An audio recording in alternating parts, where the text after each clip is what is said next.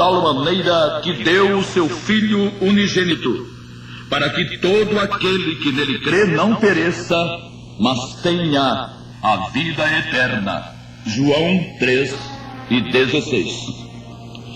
Este mundo teria sido uma maldição para qualquer um que, por aqui passando, tendo aqui nascido, se deparasse com uma determinação do Altíssimo, vedando-lhe todas as possibilidades de ter paz com ele. Nem dá para pensar, para os que sabem pensar, na existência de uma discriminação de parte do Todo-Poderoso que, por pirraça, tivesse determinado algumas pessoas para o reino da luz, deixando todos os demais nas trevas em que estão, desde que cometeram o seu primeiro pecado. Graças a Deus, o mundo tem um Deus que jamais passou por um surto de loucura. A única coisa que explicaria a existência da mal cheirosa predestinação fatalista. Nesses dias finais, o veneno dessa coisa tem contaminado muita gente que, abrindo mão do bom senso e da faculdade de raciocinar, atribui a textos bíblicos com alguma dificuldade de exegese e de interpretação ideias que eles, os textos bíblicos, de forma alguma esposam. Algumas conclusões admitidas pelos que pregam e aceitam essa mentira tremenda são tão infantis que chegam a produzir um sentimento de complacência e de piedade.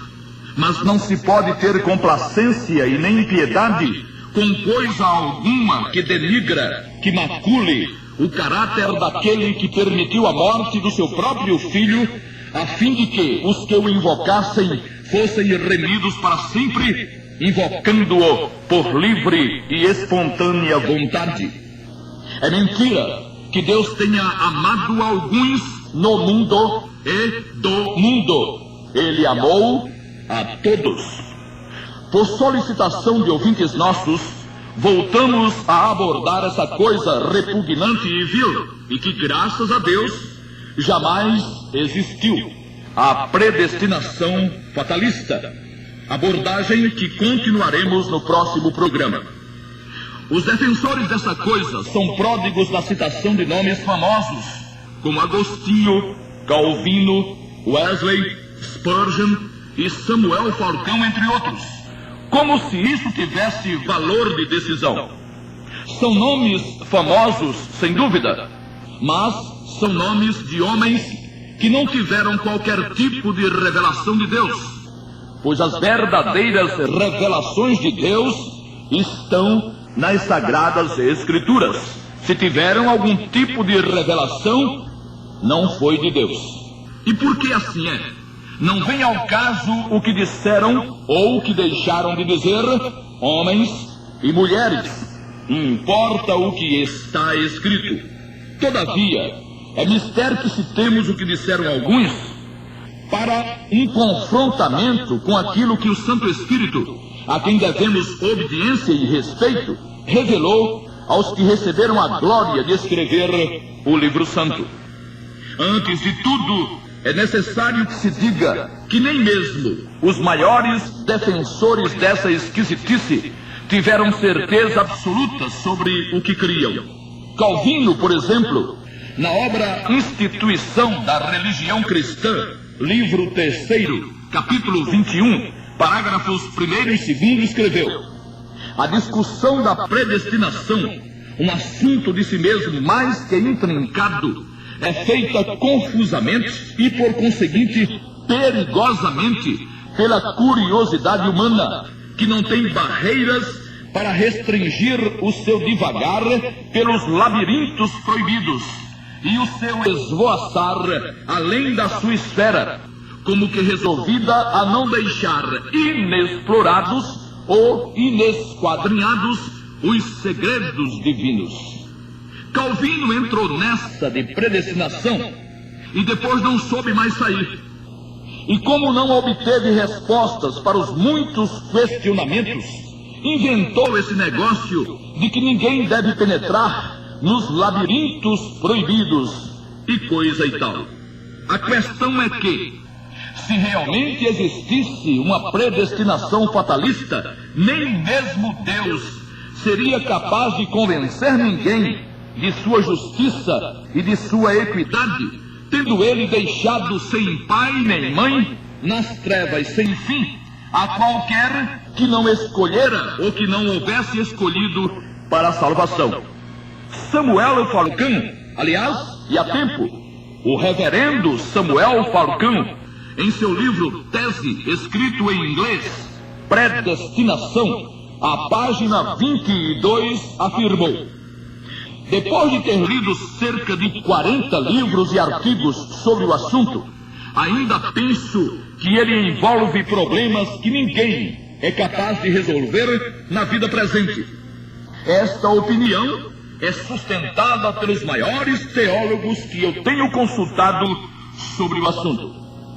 Se o reverendo Samuel tivesse pensado mais um pouquinho, ele acabaria concluindo que os problemas que uma predestinação, se houvesse uma, envolveria, não teriam explicação nem nesta vida e nem na eternidade sem fim. Não existe explicação, não existe solução para uma operação matemática que insista em afirmar que é 5 a soma de 2 mais 2. Nem neste mundo, nem nesta vida, nem daqui a 1 trilhão de anos. 2 mais 2 vão somar 4 o tempo todo. Nem Deus muda isso. Eles se enrolam, os pregadores da coisa, e os bons, e os famosos, em seus próprios cordéis. E como a coisa não tem pé nem cabeça, arranjam essas saídas ridículas. Predestinação é um assunto por demais intrincado e envolve problemas para os quais não existe solução. Nas Sagradas Escrituras, que é o que realmente interessa, e não opiniões de homens ou revelações e visões, nas Sagradas Escrituras, o Santo Espírito revelou a vontade de Deus, que é que todos os homens sejam salvos e venham ao pleno conhecimento da verdade, que conforme primeira carta de Paulo a Timóteo 2 e 4, examinando-se com carinho o que foi exposto pelo Santo Espírito, vê-se no texto citado a presença de duas grandes verdades, e ambas detonam, explodem a teoria nefasta da predestinação fatalista, obviamente inexistente na economia divina. A primeira destas verdades é a verdade resultante do incomensurável amor de Deus. Ele simplesmente quer que todos os homens sejam salvos, e não haveria de querer se já houvesse determinado que só alguns chegariam à luz. Deus não é moleque e nem mau caráter para prometer e afirmar algo que ele mesmo já houvesse tornado impossível. Ele amou o mundo, a todos do mundo, e os queria salvos. Se era de sua vontade que todos os homens fossem salvos, então nunca ele teria escolhido alguns e desprezado os demais. A segunda verdade é que depois de salvos, Deus quer que todos os salvos cheguem ao pleno conhecimento da verdade, epignosis. A maioria dos remidos tem conhecimento de alguma verdade, ou de muitas verdades, gnosis, e às vezes demonstram alguma profundidade. Mas esta não é a vontade de Deus. Sua vontade é que nós, remidos, tenhamos pleno conhecimento da verdade. Se está escrito, se foi revelado, temos não apenas o direito, mas sobretudo o dever de conhecer. Muitos já satisfizeram o primeiro item da escritura citada. Foram salvos invocando o nome do Senhor Jesus, como Deus desejava para eles. Mas, infelizmente, não quiseram prosseguir e conhecer a verdade em toda a sua plenitude. É provável que ninguém conheça a verdade em toda a sua plenitude, mas existem remidos que não se dão por vencidos e que, a cada dia, caminham em direção a essa plenitude, sabendo que são aprazíveis a Deus nesse intento. A admissão de uma doutrina antibíblica, cruel e antagônica ao caráter de Deus não poderia revelar em ninguém o conhecimento pleno da verdade e nem mesmo um conhecimento incipiente, elementar. Essa coisa chamada predestinação fatalista é de todo insustentável. O reverendo Samuel Falcão, no livro já citado, Predestinação, a página 21, narrou um fato ocorrido com ele quando, depois de pregar sobre isso, foi interpelado por uma irmã que lhe disse: se é assim, por que tenho eu que orar pelo meu marido? Se ele foi eleito, será salvo, mas se não foi, não adianta orar por ele. E disse o reverendo: não fui capaz de explicar-lhe essa dificuldade, mas depois daquele dia comecei a pensar no assunto. Mas ninguém pode ir de encontro a uma coisa lógica e lúcida, como a irmã colocou. Pode ter pensado muito o reverendo no assunto, mas escreveu livros, morreu e jamais conseguiu responder a essa simples indagação: por que pregar o evangelho? Se quem foi eleito será salvo, nem que um papagaio entregue-lhe a mensagem. E se quem não foi eleito está sem jeito, pode chorar, clamar, suplicar, que não terá saída. Com o tal teria acontecido misericórdia, que o grande e amoroso e misericordioso Deus determinara seu banimento sem dó e nem piedade para as trevas eternas. Por que pregar? Para que pregar? Para que interceder? Porque não se sabe quem foi escolhido? E por acaso Deus não saberia? O engraçado dessa coisa desgraçada é que nenhum dos defensores dela admitem e nem de longe acreditam que seus filhos, seus amados filhos, seus pais, seus amados pais, seus cônjuges, etc., tenham sido predestinados para a perdição, que é a mesma coisa de não terem sido predestinados para a salvação. O que se vê são famílias inteiras que teriam sido predestinadas, pregando e defendendo essa arenga. Nesse caso, além de predestinar, Deus predestinaria em cachos, por atacado, famílias inteiras. A Confissão de Fé Batista de 1689, em evidência ainda hoje, na página 15, registra o seguinte: este alto mistério da predestinação deve ser tratado com especial prudência e cuidado, para que os homens, atentando para a vontade de Deus, revelada em sua palavra, e prestando-lhe obediência, possam assegurar-se de sua eleição eterna. Alto mistério, diz a confissão. Alto mistério porque é mentira. E não precisaria prudência e cuidado, não haveria necessidade deles, porque se existisse alguém predestinado, então esse alguém teria que ser salvo de qualquer jeito, já que Deus não deixaria sua palavra cair por terra. Por que precisaria alguém se assegurar de sua eleição? Se tivesse sido eleito, viva! Se não, tchau e bênção.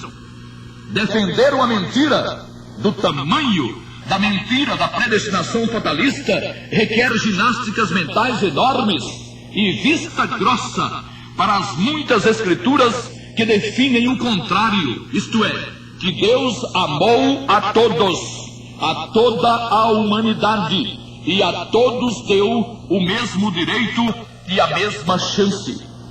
Sem saber como sair da camisa de força que é insistir nessa pregação vil, Charles Spurgeon, pregador do século passado, no livro Eleição, página 34, provavelmente em desespero, escreveu: e se por acaso fores o primeiro a ser lançado no inferno, então poderás dizer aos demônios que pereceste da seguinte maneira: diz aos demônios que tu és um rejeitado, embora te tenhas apresentado diante de Jesus como um pecador culpado. Asseguro-te que isso seria uma desgraça para o Deus eterno, com toda a reverência devida ao seu nome, e que ele jamais permitirá que tal coisa venha a acontecer. Deus tem ciúmes de sua própria honra, e ele nunca permitirá que um pecador possa alegar tal coisa. Que honra teria Deus abandonando pecadores à perdição? Pobre Spurgeon, que agonia! Nem ele mesmo acreditava no que pregava. Ora, pior que isso, seria o pecador jamais procurar ser salvo por ter Deus posto em seu coração arbitrariamente uma aversão pela salvação. Nesse caso, por mais que ouvisse a mensagem salvadora, o pecador não a poderia aceitar por estar proibido por Deus, que sem dó nem piedade anularia todas as suas possibilidades. Eita, mundão perdido! Com a Bíblia na mão, com todas as revelações de Deus, puras e genuínas, à disposição, homens, para defenderem o que defendiam os fundadores dos movimentos aos quais pertencem, torcem texto sobre texto, tiram textos de seus contextos, de sorte que possam provar seus absurdos. Uns, a predestinação fatalistas, outros, a salvação gangorra e etc. Exemplo disso é que os citados todos, Calvino, Spurgeon, Samuel Falcão, Miguel Ângelo, etc., citam textos escatológicos que, é claro, nada têm com a doutrina da salvação para provarem suas esquisitices. Spurgeon, por exemplo, de forma inocente escreveu: selecionei alguns poucos textos para serem lidos. Escreveu no livro Eleição: gosto de apresentar uma série inteira de passagens da Bíblia, a fim de que se sintam por demais impressionados para duvidarem. E a primeira passagem bíblica citada por ele foi a declaração do Senhor Jesus em Marcos 13, versículo 20, adulterada.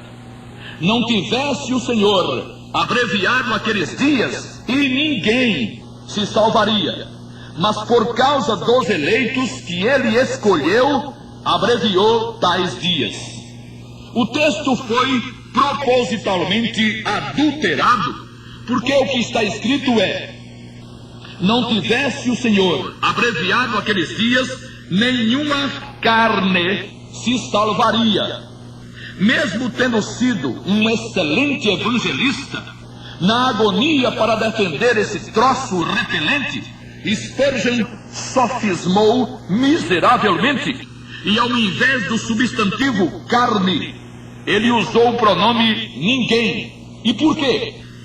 Porque o que o Senhor Jesus disse foi que, por causa da grande perseguição que será desencadeada pelo anticristo contra os filhos de Israel, quando as grávidas e as que amamentarem serão presas fáceis, Marcos 13:17, e quando a fuga será bem mais difícil, se ocorrer no inverno e em um dia de sábado, Marcos 13:18, trata, como qualquer um percebe, da salvação do corpo físico, da carne, e não da salvação eterna. Trata da grande tribulação quando, repetimos, os israelitas sofrerão como nunca sofreram em toda a sua história. Se aqueles dias não fossem abreviados, nenhuma carne se salvaria. Nenhuma carne e não ninguém. O pronome ninguém, malandramente usado por Spurgeon, torna dúbio o sentido do que foi dito pelo Senhor. O termo sarx, carne, jamais pode ser traduzido pelo pronome ninguém. Os filhos de Israel foram escolhidos por Deus como seus representantes e testemunhas entre todas as nações. Já através do profeta Isaías dissera ele: porei águas no deserto e rios no ermo, para dar de beber ao meu povo, ao meu eleito, esse povo que formei para mim, para que me desse louvor. Contudo, tu não me invocaste a mim, ó Jacó, mas te cansaste de mim, ó Israel. Não vos assombreis, nem temais, Porventura, desde então, não vô-lo fiz ouvir e não vô-lo anunciei, porque vós sois as minhas testemunhas. Isaías 43, 20 a 22 e 44, 8. Deus elegeu Israel como sua testemunha entre as nações, mas não elegeu ninguém, nem mesmo de Israel, para a salvação eterna. O testemunho que Israel daria do Senhor seria entre as nações, para que elas, vendo a comunhão entre o Todo-Poderoso e o seu povo, pudessem se voltar para Ele. Citar as palavras do Senhor Jesus em Mateus 24, 22 e Marcos 13, 18, para tentar provar a teoria da predestinação fatalista, ou é sinal de desespero ou de incompetência no manuseio da hermenêutica. E como já dissemos e provaremos a quem nos procurar, essa coisa prática e comum foi prática e foi coisa comum de Calvino, de Spurgeon, de Samuel Falcão, Miguel Ângelo e tantos outros, usarem textos fora do contexto. O contexto de um texto escatológico, como o texto citado por Spurgeon, há de ser sempre outro texto escatológico. Jesus falava sobre os fatos que ocorrerão antes de sua vinda gloriosa, quando os filhos de Israel, o mesmo Israel de sempre, os descendentes físicos de Abraão, esse Israel que está aí, sofrerão, os filhos de Israel, as investidas do filho de Satanás, e que os que escaparem da fúria do inimigo entrarão com o Messias para o reino milenial ou milenar, reino, aliás, que muitos que defendem a predestinação também não aceitam. Mas isso já é outro erro, já é outra discussão. As Sagradas Escrituras são perfeitas em todos os seus aspectos, e em assim sendo, existem dificuldades de estilo, de termos técnicos, de contextos nas áreas histórica, geográfica e gramatical, que exigem do analista alguma bagagem acadêmica, além, é óbvio, da iluminação do Santo Espírito.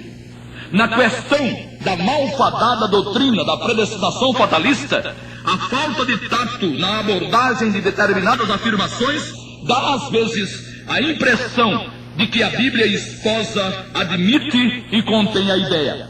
É o caso, por exemplo, de quem, sem o devido suporte, esbarra com algumas afirmações encontradas nos capítulos de 9 a 11 da carta aos Romanos.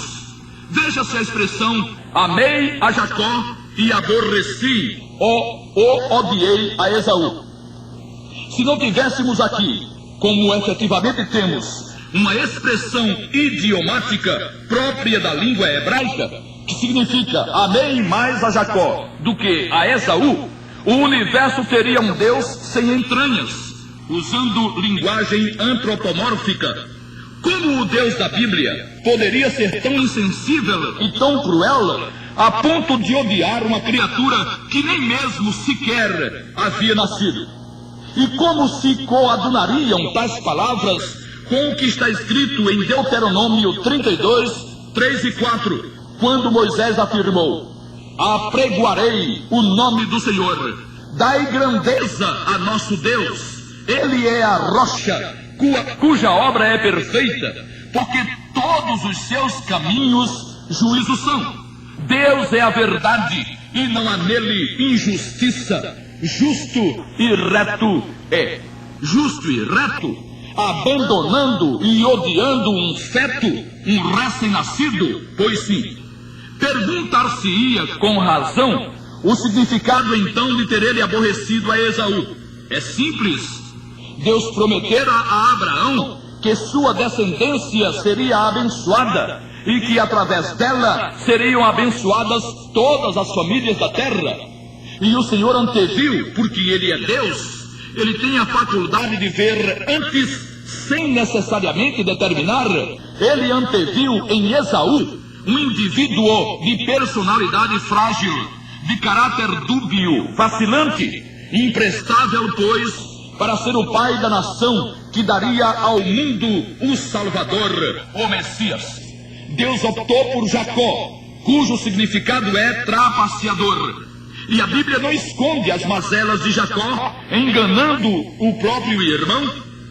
Gênesis 27, de 6 a 36, e enganando a Labão, seu sogro. Gênesis 30, de 37 a 43. Mas tratava-se de alguém de caráter forte e destemido, e que não profanava aquilo que era santo, como o direito da primogenitura, o que fez Esaú. Gênesis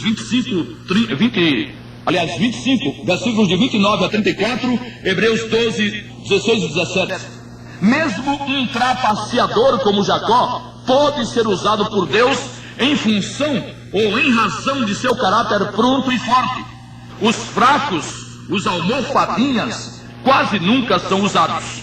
Para estabelecer um povo ao seu nome, o Senhor preferiu Jacó com todos os seus defeitos, ao invés de Esaú, mesmo todo certinho. Por isso, o amei a Jacó e aborreci a Esaú. Além do que, a escolha de Jacó em detrimento de Esaú não tem nada a ver com a eternidade.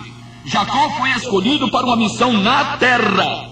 Não está dito, não está escrito em lugar nenhum da Bíblia que Esaú tenha sido entregue à própria sorte na questão da eternidade. Isso não existe.